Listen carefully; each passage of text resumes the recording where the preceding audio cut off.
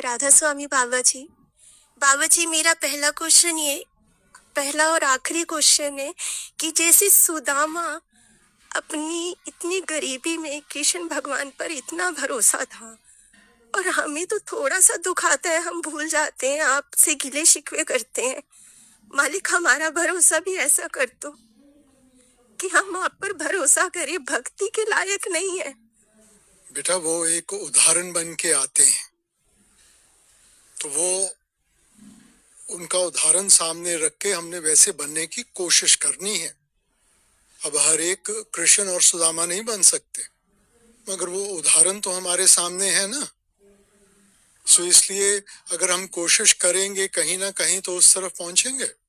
मालिक, याद तो बनती है, लेकिन कब दुनियादारी में और ये पैसों में भूल जाती हूँ, नहीं पता लगता। तो मेरा भरोसा कम है ना अपने मालिक की तरफ। नहीं बेटा, ये ठीक है कि जिम्मेवारियां भी हैं, उनको भी निभाना है, क्योंकि जन्म लिया है तो कर्मों के कारण लिया है, और हर एक कर्म के साथ जिम्मेवारी जुड़ी हुई है, उसको निभाना तो है। मगर साथ में हमारी सबसे जो बड़ी जिम्मेवारी वो तो अपने मालिक की तरफ है ना। सो जिंदगी में एक अगर बैलेंस रखेंगे तो सभी चीजों से खुशी मिलेगी। जिस चीज को छोड़ देंगे वो आगे जाके वही वापस खींच के लेके जाएगी। बेटा बाबा जी, अस्सलाम वालेकुम। बाबा जी, खुदा आपको हर चीज से नवाजे, आपको अच्छी तंदुरुस्ती बख्शे। जब मुरीद को ये पता चल जाए कि उसका मुर्शद उसको विछोड़ा देने वाला हो, और वो उस तड़फ में ऐसी अवस्था में आ जाए कि दर्द रुकता नहीं एक पल, दर्द रुकता नहीं एक पल, इश्क की ये सजा मिल रही है। दर्द रुकता नहीं एक पल, इश्क की ये सजा मिल रही है। रात काटी है गिन गिन के तारे, आहे भर भर के दिन है गुजारे, आहे भर भर के दिन है गुजारे। बाबा जी, मुझे नहीं पता, शायद मेरी इबादत में कमी रह गई होगी, शायद आपके रंगने में। मुझे नहीं पता कि आप रंगोगे या नहीं रंगोगे। कम से कम इतनी तड़प दे दो कि मैं किसी कोने में जाके रो पड़ूं और अपने दिल को हल्का कर सकूं। वालेकुम अस्सलाम। भाई साहब, ऐसे है कि इबादत में सबसे बड़ी चीज क्या है? इश्क हकीकी। तो इश्क हकीकी जब तक आपके अंदर किसी चीज की चाहत नहीं उभरेगी। शेख फरीद ने कहा था, विरह विरह आखिए, विरह तू सुल्तान।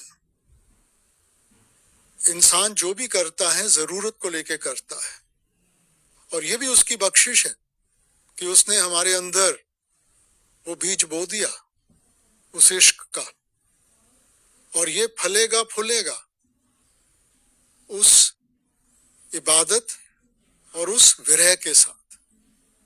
सो मालिक की सबसे बड़ी जो देन है ना, वो विरह की है। ये जो प्रेम के आंसू है, यही उस आग को बुझा पाएंगे, तभी एहसास होगा।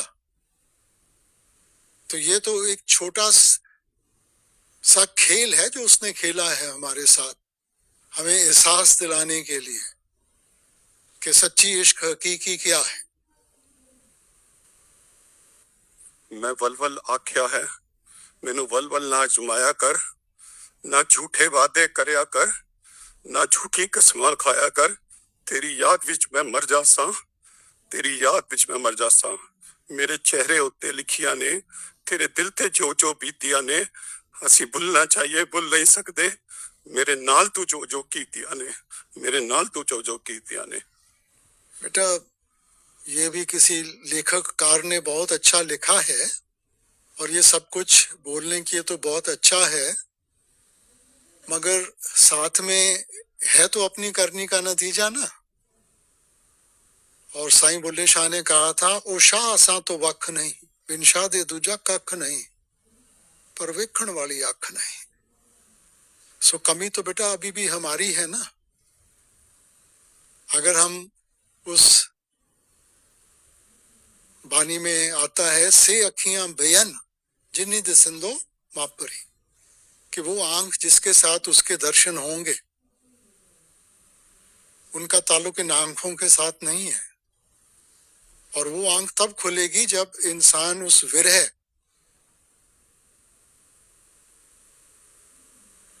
में अपने आप को रंग के उस काबिल बनेगा। बाबा जी, ये मुरीद मुर्शद के बिना रह नहीं पाएगा। आप अपने सब वही गल आ जाती है, गुरु कौन है? गुरु शरीर नहीं गा, गुरु शब्द है, गुरु कलमा है, और वो साडे अंदर है। ਬਾਬਾ ਜੀ ਬਚਪਨ ਤੋਂ ਸਤਸੰਗ ਸੁਣਦੇ ਆਈ ਆ, ਤੁਸੀਂ ਬਾਪ ਹੋ ਮੇਰੇ, ਤੇ ਬਚਪਨ ਤੋਂ ਇਦਾਂ ਲੱਗਦਾ ਸੀਗਾ ਕਿ ਕਦੀ ਵੀ ਇਹ ਵਿਸ਼ਵਾਸ ਡੋਲੂਗਾ ਨਹੀਂ ਜਾਂ ਫਿਰ ਕੋਈ ਸਵਾਲ ਨਹੀਂ ਪੈਦਾ ਹੋਗਾ ਇਹ ਰਸਤੇ ਦੇ ਉੱਤੇ। ਪਰ ਹੁਣ ਵੱਡੇ ਹੋ ਕੇ ਕਦੀ ਕਦੀ ਸਵਾਲ ਆਂਦਾ ਆ ਤੇ ਮੈਨੂੰ ਚੰਗਾ ਨਹੀਂ ਲੱਗਦਾ ਹੈ ਜਦੋਂ ਮੇਰੇ ਦਿਮਾਗ 'ਚ ਸਵਾਲ ਪੈਦਾ ਹੁੰਦੇ ਆ ਇਸ ਪਾਥ ਬਾਰੇ। ਤੇ ਉਸ ਟਾਈਮ 'ਚ ਕੀ ਕਰਨਾ ਚਾਹੀਦਾ ਬਾਬਾ ਜੀ? बेटा सवाल तो रहणगे, आखिरी वक्त तक सवाल रहणगे, क्योंकि आपां अपने मन दे जरिए या दिमाग दे जरिए इन्हां चीज़ां नूं समझण दी कोशिश करते हैं। भुल जाते हैं कि जिहड़ा असल ज्ञान है वो तो साडे अंदरों मिलूगा। ज्ञान ध्यान धुन जाणीए अकथ कहावे सोए। सच्चा ज्ञान ਤਾਂ ਜਦੋਂ ਧੁਨ ਦੇ ਨਾਲ ਜੋੜਾਂਗੇ ਤਾਂ ਮਿਲੂਗਾ। ਸੋ ਅਸੀਂ ਦਿਮਾਗ ਦੇ ਨਾਲ ਚੱਲਦੇ ਆਂ, ਦਿਮਾਗ ਦੇ ਨਾਲ ਇੱਕ ਸਵਾਲ ਦਾ ਜਵਾਬ ਮਿਲਦਾ ਉਹਨੇ 10 ਹੋਰ ਅੱਗੇ ਰੱਖ ਦੇਣੇ ਆ। ਸੋ ਇਹ ਚੀਜ਼ ਤਾਂ ਚੱਲਦੀ ਰਹੂਗੀ ਜਿੰਨਾ ਚਿਰ ਅਸੀਂ ਆਪਣੇ ਆਪ ਨੂੰ ਸ਼ਬਦ ਦੇ ਨਾਲ ਨਹੀਂ ਜੋੜਾਂਗੇ। ਇਹ ਅਵਸਥਾ ਰਹੂਗੀ। आपने मुझे 3 बड़ी प्यारी बेटियां दी हैं और तीनों ही वेजिटेरियन हैं। जो मेरी दूसरी बेटी है वो डॉक्टर बनना चाहती है।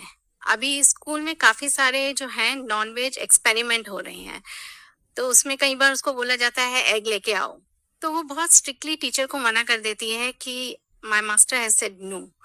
और कई बार तो ये हो जाता है कि टीचर बोलते हैं कि ईमेल करो मुझे कि तुम ये नहीं एक्सपेरिमेंट करना चाहती हो और उसमें अपने पेरेंट्स को भी रखो। और वो बहुत आराम से ईमेल करती है हमें और टीचर 0 दे देती है। तो ऐसा काफी टाइम से चल रहा था। तो अभी उसकी बायो की टीचर मुझे पर्सनली मिलने आई और बोला कि यू हैव टू डिसाइड क्या करना क्या है, कि अगर वो मेडिसिन से रिलेटेड मेडिसिन में जाना चाहती है तो नॉनवेज के एक्सपेरिमेंट काफी रहेंगे। तो मैंने और मेरे हस्बैंड ने उसे समझाया कि फिर तुम मेडिसिन छोड़ दो, लेकिन वो बोलती है कि नहीं, जिसको डॉक्टर ही बनना है। तो आप प्लीज बताइए कि हमें क्या करना चाहिए। बेटा देखो, जो कर्म है ना, अगर हम सोचें कि हम कर्म नहीं करेंगे, कर्म तो हम हर एक श्वास के साथ कर्म कर रहे हैं। सो इसलिए कई बारी हमें चुनना पड़ता है कि the lesser of the two evils. So एक तो चीज है कि बगैर मकसद हम करें और एक है कि किसी मकसद को लेके करें। सो अगर उन्होंने डॉक्टरी करनी है तो ये तो उसका एक हिस्सा है जो जरूरी है, क्योंकि वो चीरा देंगी तभी तो उनको एहसास होगा ना, तभी तो वो सीखेंगे। सो अगर वो ये कदम उठा रही हैं कि आगे जाके किसी का भला करेंगी, किसी का दुख सुख बांट सकेंगी, फिर तो एक जरिया हो गया। और वैसे किसी जानवर को मारना अपने जुबान के लिए या टेस्ट बड्स के लिए, वो दूसरी बात है।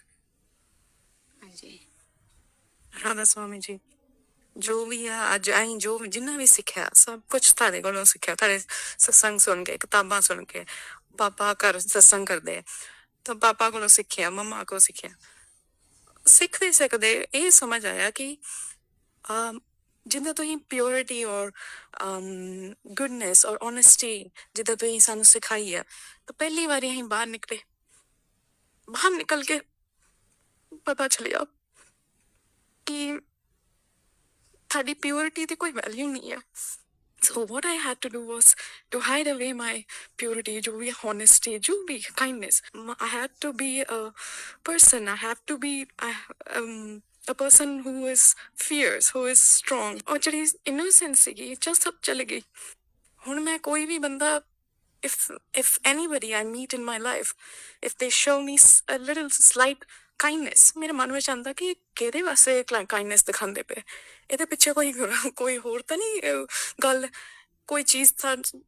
it's like मैं सारी चीजें ਹੁਣ कैलकुलेटिवली सोचना शुरू हो गई अपने आप ਨੂੰ बचाਉਣ वास्ते। ਹੁਣ ਇਹ ਕਰਦੇ ਕਰਦੇ ਹੁਣ ਲੱਗਦਾ ਕਿ ਮਾਲਕ तो मैं तो बहुत दूर चल गई। ਨਹੀਂ ਬੇਟਾ ਦੇਖੋ, ਆਪਾਂ ਦੁਨੀਆ ਨੂੰ ਨਹੀਂ ਬਦਲ ਸਕਦੇ, ਆਪਣੇ ਆਪ ਨੂੰ ਬਦਲ ਸਕਦੇ ਹਾਂ। ਹੁਣ ਘਰ 'ਚ ਬੜੀ ਕੋਈ ਕੀਮਤੀ ਚੀਜ਼ ਹੋਵੇ, ਆਪਾਂ ਉਹਨੂੰ ਸੰਭਾਲ ਕੇ ਰੱਖਦੇ ਹਾਂ ਕਿ ਨਹੀਂ ਰੱਖਦੇ? ਜੇ ਉਹਦੀ ਡੋਂਡੀ ਪਿੱਟਾਂਗੇ, ਦੁਨੀਆ ਨੂੰ ਪਤਾ ਚੱਲੂਗਾ, ਕਿਤੇ ਨਾ ਕਿਤੇ ਕਿਸੇ ਹੋਰ ਨੇ ਚੁਰਾ ਕੇ ਲੈ ਜਾਣੀ ਹੈ ਬੇਟਾ। ਸੋ ਇਸ ਕਰਕੇ ਆਪਾਂ ਉਹਨੂੰ ਬਚਾ ਕੇ ਰੱਖਦੇ ਹਾਂ। ਸਾਨੂੰ ਉਹਦੀ ਕਦਰ ਹੁੰਦੀ ਹੈ ਕਿ ਜ਼ਰੂਰਤ ਦੇ ਵਕਤ ਇਹ ਮੇਰੇ ਕੰਮ ਆ ਸਕਦੀ ਹੈ।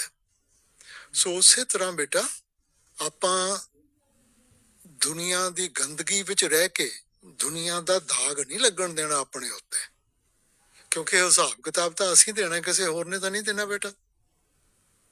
ਹੋ ਇਸ ਕਰਕੇ ਸਾਨੂੰ ਜਿਹੜੀ ਖੁਸ਼ੀ ਹੈ ਨਾ ਮਾਲਿਕ ਦੀ ਚਾਹੀਦੀ ਹੈ। ਦੁਨੀਆ 'ਚ ਚਾਰ ਚੰਗਾ ਕਹਿਣਗੇ, ਚਾਰ ਮਾੜਾ ਕਹਿਣਗੇ। ਜੇ ਦੁਨੀਆ ਦੀ ਆਪਾਂ ਦੁਨੀਆ ਨੂੰ ਖੁਸ਼ ਕਰਨ 'ਚ ਲੱਗ ਪਏ ਨਾ, ਇੱਥੇ ਤਾਂ ਕੋਈ ਖੁਸ਼ ਹੋ ਹੀ ਨਹੀਂ ਸਕਦਾ। ਸੋ ਸਾਨੂੰ ਖੁਸ਼ੀ ਚਾਹੀਦੀ ਹੈ ਕਿ ਜਦੋਂ ਅਸੀਂ ਮਾਲਿਕ ਦੇ ਕੋਲੇ ਪਹੁੰਚੀਏ ਨਾ, ਉੱਥੋਂ ਸਾਡਾ ਸਿਰ ਨਾ ਝੁਕੇ, ਅਸੀਂ ਅੱਖਾਂ ਦੇ ਨਾਲ ਅੱਖਾਂ ਮਿਲਾ ਕੇ ਅਸੀਂ ਕਹਿ ਸਕੀਏ ਕਿ ਅਸੀਂ ਪੂਰੀ ਕੋਸ਼ਿਸ਼ ਕਰਕੇ ਆਏ ਹਾਂ। ਸੋ ਇਸ ਕਰਕੇ ਬੇਟਾ ਇਨਸਾਨ ਚੰਗਾ ਆਪਣੇ ਵਾਸਤੇ ਬਣਦਾ ਹੈ, ਦੁਨੀਆ ਵਾਸਤੇ ਨਹੀਂ ਬਣਦਾ। ਸਾਨੂੰ ਲੋੜ ਹੈ ਕਿ ਅਸੀਂ ਆਪਣੇ ਆਪ ਨੂੰ ਉਸ ਮਾਲਿਕ ਦੇ ਕਾਬਿਲ ਬਣਾਈਏ, ਉਹਦੀ ਖੁਸ਼ੀ ਹਾਸਲ ਕਰੀਏ। ਸੋ ਜੋ ਵੀ ਆਪਾਂ ਕਰਦੇ ਹਾਂ ਆਪਣੇ ਵਾਸਤੇ ਕਰਦੇ ਹਾਂ, ਕਿਸੇ ਹੋਰ ਵਾਸਤੇ ਨਹੀਂ ਕਰਦੇ। ਤਾਂ ਜੇ ਮੈਂ ਆਪਣੇ ਸੱਚੇ ਬਾਪ ਦੀ ਮੈਨੂੰ ਖੁਸ਼ੀ ਚਾਹੀਦੀ ਹੈ ਤਾਂ ਮੈਂ ਆਪਣੀ ਲੋੜ ਨੂੰ ਉਸ ਦਾਇਰੇ ਵਿੱਚ ਰਹਿਣ ਦੀ ਕੋਸ਼ਿਸ਼ ਕਰੂੰਗਾ ਨਾ ਬੇਟਾ। ਹੁਣ ਦੁਨੀਆ ਤਾਂ ਹਰ ਇੱਕ ਚੀਜ਼ ਦਾ ਹਿਸਾਬ ਕਿਤਾਬ ਮੰਗੂਗੀ, ਦੁਨੀਆ ਨੂੰ ਤਾਂ ਆਪਾਂ ਕਦੇ ਵੀ ਖੁਸ਼ ਨਹੀਂ ਕਰ ਸਕਦੇ ਬੇਟਾ। बाबा जी, मेरा सवाल है, जिंदगी दा बहुत सारा हिस्सा निकल जाता है, तद जाके सानू इस गल दा एहसास हुंदा है कि सानू सच्चे गुरु दी लोड़ कितनी जरूरी है। ये एहसास बाबा जी पहला क्यों नहीं हुंदा? ਭੈਣ ਜੀ, ਜਵਾਨੀ 'ਚ ਇਨਸਾਨ ਨੂੰ ਆਪਣੀ ਤਾਕਤ, ਆਪਣੇ ਬਲ ਦਾ ਹੰਕਾਰ ਹੁੰਦਾ ਹੈ ਕਿ ਮੈਂ ਦੁਨੀਆ ਨੂੰ ਬਦਲ ਲੂੰਗਾ, ਮੈਂ ਆਹ ਕਰ ਲੂੰਗਾ, ਮੈਂ ਆਹ ਕਰ ਲੂੰਗਾ। ਜਿਵੇਂ ਜਿਵੇਂ ਆਪਾਂ ਵੱਡੇ ਹੁੰਦੇ ਆ, ਸਾਨੂੰ ਸੱਚਾਈ ਦਾ ਸਾਹਮਣਾ ਕਰਨਾ ਪੈਂਦਾ ਕਿ ਆਪਾਂ ਤਾਂ ਕੁਝ ਵੀ ਨਹੀਂ ਕਰ ਸਕਦੇ। ਹੋਊਗਾ ਤਾਂ ਉਹਦੀ ਬਖਸ਼ਿਸ਼ ਦੇ ਨਾਲ ਹੋਊਗਾ। हाँ जी बाबा जी, ਸੋ ਇਹ ਵੀ ਇੱਕ ਜਾਗਰਤ ਹੈ ਭੈਣ ਜੀ। हाँ जी बाबा जी, ਸੋ ਜਿੰਨਾ ਚਿਰ ਇਨਸਾਨ ਜਾਗਰਤ ਅਵਸਥਾ ਵਿੱਚ ਨਹੀਂ, ਅਸੀਂ ਤਾਂ ਭਰਮਾਂ 'ਚ ਫਸੇ ਹੋਏ ਆ ਨਾ हाँ जी बाबा जी, ਕਿ ਅਸੀਂ ਬੱਚਿਆਂ ਨੂੰ ਸੰਭਾਲ ਲਾਂਗੇ, ਕਾਰੋਬਾਰ ਨੂੰ ਸੰਭਾਲ ਲਾਂਗੇ। ਦੇਖਿਆ ਜਾਵੇ ਇਨਸਾਨ ਤਾਂ ਸਿਰਫ ਇੱਕ ਜ਼ਰੀਆ ਹੈ, ਕਰਨ ਕਰਾਉਣ ਵਾਲਾ ਤਾਂ ਮਾਲਿਕ ਹੈ। हाँ जी बाबा जी। मेरा ये सवाल है कि मैं कभी गिल्टी फील करती हूँ कि हमने अपने बच्चों के लिए डिसीजन सही लिया है या गलत लिया है। बहन जी, कभी भी इस दुविधा में नहीं पड़ना चाहिए, क्योंकि माँ बाप तो बच्चों के लिए बेहतर ही सोचेंगे। अब वक्त की बात होती है, अलग अलग सोच की बात होती है। सो हमें तो हर वक्त यही देखना है कि बच्चे कैसे आगे बढ़ सकें और अपने पैरों के ऊपर खड़े हो सकें। पर उन्हें ऐसे क्यों लगता है कि हम उनके लिए शायद सही नहीं ले पा रहे हैं? यही तो जनरेशन गैप है। जब हम छोटे थे, क्या हम नहीं अपने माँ बाप से हमारा फर्क होता? वो कुछ कहते थे, हम सोचते थे नहीं मैंने तो ऐसे करना है। मैं चाहती हूँ कि आज वो इसी हॉल में है, उसको एक मैसेज दे सकते कि भाई उन्हें अच्छा चलना चाहिए।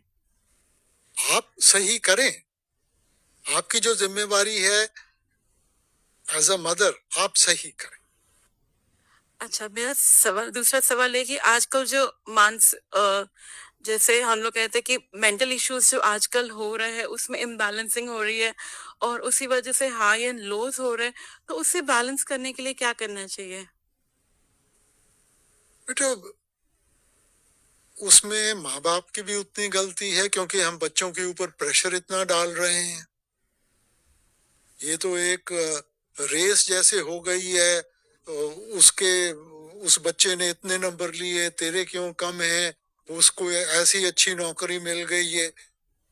पहले माँ बाप कहा करते थे कि बेटा अच्छे इंसान बनो, बाकी जैसी कमाई है वो तो मालिक की बख्शिश है।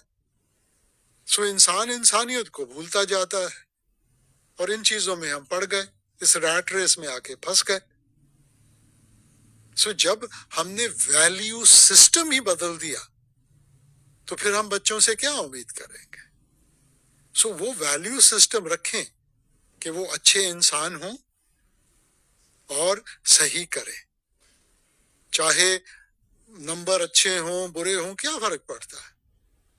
बाबा जी मेरा क्वेश्चन है कि जिਵੇਂ ਗੁਰਬਾਣੀ ਵਿੱਚ ਦਰਜ ਹੈ ਤੁਧ ਭਾਵੇ ਤਾਂ ਨਾਮ ਜਪਾਵੇ। ਬਾਬਾ ਜੀ ਕੀ ਅਸੀਂ ਨਾਮ ਵੀ ਪਰਮਾਤਮਾ ਦੇ ਹੁਕਮ ਦੇ ਅੰਦਰ ਜਪਦੇ ਹਾਂ?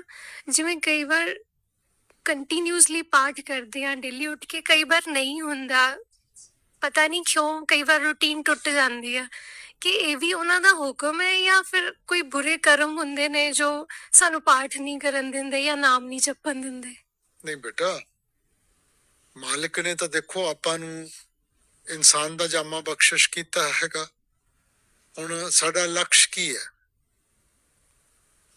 ਬਾਣੀ ਚ ਆਪਾਂ ਇਹੀ ਪੜ੍ਹਦੇ ਆਂ, ਭਾਈ ਪ੍ਰਾਪਤ ਮਾਨੁਖ ਦੇ ਹਰੀਆ, ਗੋਬਿੰਦ ਮਿਲਣ ਕੀ ਇਹ ਤੇਰੀ ਵਰੀਆ, ਅਵਰ ਕਾਜ ਤੇਰੇ ਕਿਤੇ ਨਾ ਕਾਮ, ਮਿਲ ਸਾਧ ਸੰਗਤ ਭਜ ਕੇਵਲ ਨਾਮ। ਸੋ ਮਾਲਿਕ ਨੇ ਤਾਂ ਸਾਨੂੰ ਜ਼ਿੰਮੇਵਾਰੀ ਦੱਸਤੀ ਕਿ ਅਸੀਂ ਕੀ ਕਰਨਾ ਹੈਗਾ। ਹੁਣ ਇਹ ਸਾਡੇ ਉੱਤੇ ਮੁਨਸਰ ਹੈ ਕਿ ਅਸੀਂ ਉਹਨੂੰ ਨਿਭਾਉਣ ਦੀ ਕੋਸ਼ਿਸ਼ ਕਰਦੇ ਹਾਂ ਕਿ ਨਹੀਂ ਕਰਦੇ ਹਾਂ। ਸੋ ਇਨਸਾਨ ਤਾਂ ਬਹਾਨਾ ਲੈ ਕੇ ਬਹਿ ਜਾਂਦਾ ਹੈ ਕਿ ਜੀ ਹਲੇ ਮੇਰੀ ਉਮਰ ਘੱਟ ਹੈ ਜੀ, ਬਾਲ ਬੱਚਿਆਂ ਦੀ ਦੇਖਭਾਲ ਕਰਨੀ ਹੈ, ਆਹ ਕਰਨਾ ਉਹ ਕਰਨਾ ਹੈਗਾ। ਇਹ ਸਾਰੇ ਬਹਾਨੇ ਆ। ਸਭ ਤੋਂ ਵੱਡੀ ਜ਼ਿੰਮੇਵਾਰੀ ਬੇਟਾ ਕਿ ਜਿੰਨੀ ਮਾਲਿਕ ਨੇ ਸਾਡੇ ਉੱਤੇ ਬਖਸ਼ਿਸ਼ ਕੀਤੀ ਹੈਗੀ ਹੈ, ਆਪਾਂ ਉਹਦਾ ਸ਼ੁਕਰ ਤਾਂ ਕਰੀਏ। ਸੋ ਇਹ ਤਾਂ ਆਪਾਂ ਮਾਲਿਕ ਨੂੰ ਯਾਦ ਕਰਦੇ ਹਾਂ। ਬਾਬਾ ਜੀ ਜਿਵੇਂ ਕੁਝ ਲੋਕਾਂ ਦਾ ਇਹ ਵੀ ਮੰਨਣਾ ਆ ਵੀ ਬਾਬਾ ਜੀ ਉਹਨਾਂ ਤੋਂ ਹੀ ਪਾਠ ਕਰਾਉਂਦੇ ਆ ਜਾਂ ਮੈਡੀਟੇਸ਼ਨ ਕਰਾਉਂਦੇ ਆ, ਜਿਨ੍ਹਾਂ ਨੂੰ ਉਹਨਾਂ ਨੇ ਜੂਨੀ ਤੋਂ ਮੁਕਤ ਕਰਨਾ ਹੁੰਦਾ, ਦੁਨੀਆਦਾਰੀ ਤੋਂ ਦੂਰ ਲੈ ਕੇ ਜਾਣਾ, ਆਪਣੇ ਕੋਲ ਲੈ ਕੇ ਜਾਣਾ ਹੁੰਦਾ, ਵੀ ਉਹ ਜ਼ਿਆਦਾ ਪਾਠ ਕਰਦੇ ਨੇ। ਤੇ ਆਪਣੇ ਸਾਰਿਆਂ ਦਾ ਲਕਸ਼ ਮੁਕਤੀ ਨਹੀਂਗਾ।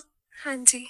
ਜੇ ਇਨਸਾਨ ਦਾ ਜਾਮਾ ਬੇਟਾ, ਜੇ ਆਪਾਂ ਇਵੋਲਵ ਹੋ ਕੇ ਨਿਚਲੀਆਂ ਜੂਨੀਆਂ ਚੋਂ ਜਨਮ ਲੈਂਦੇ ਲੈਂਦੇ ਇਸ ਅਵਸਥਾ ਵਿੱਚ ਪਹੁੰਚੇ ਹਾਂ ਤਾਂ ਮਕਸਦ ਕੀ ਹੈ?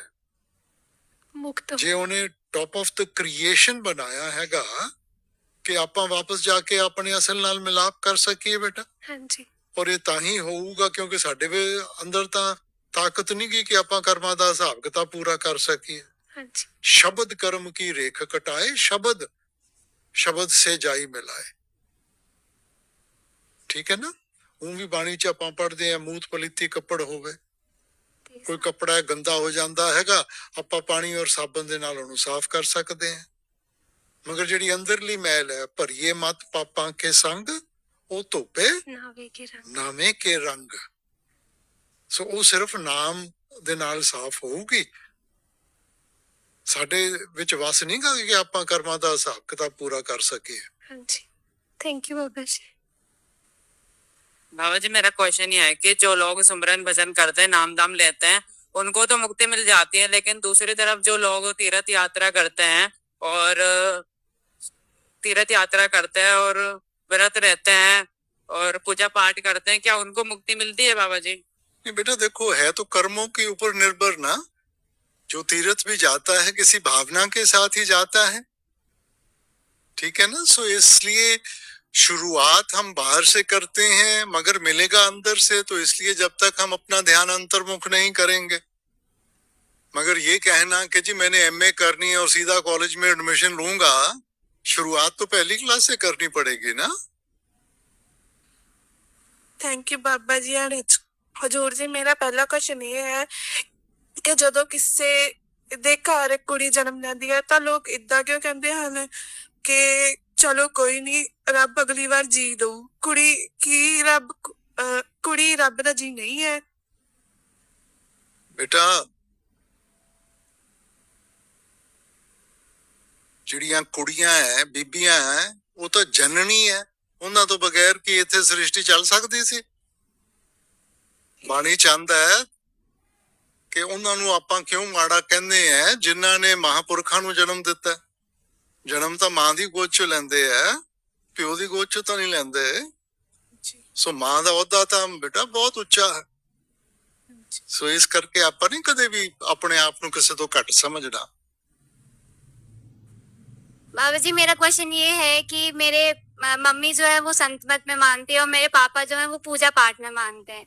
तो वो कहते हैं कि तुम लोग सत्संग जाके क्या करोगे, तुम लोग छोटे हो अभी। तो बाबा जी मैं कहाँ जाऊं, मम्मी के रास्ते में कि अपने पापा के रास्ते में? कहीं ना कहीं से तो शुरू की जाती है ना। पाठ पूजा का मकसद क्या है कि हमारी अंदर से आस्था बने, हम अपना ध्यान एकाग्र करके उन चीजों के ऊपर लगा सकें। सो उसमें कोई फर्क तो नहीं है ना, अपना अपना तौर तरीका है हर एक का।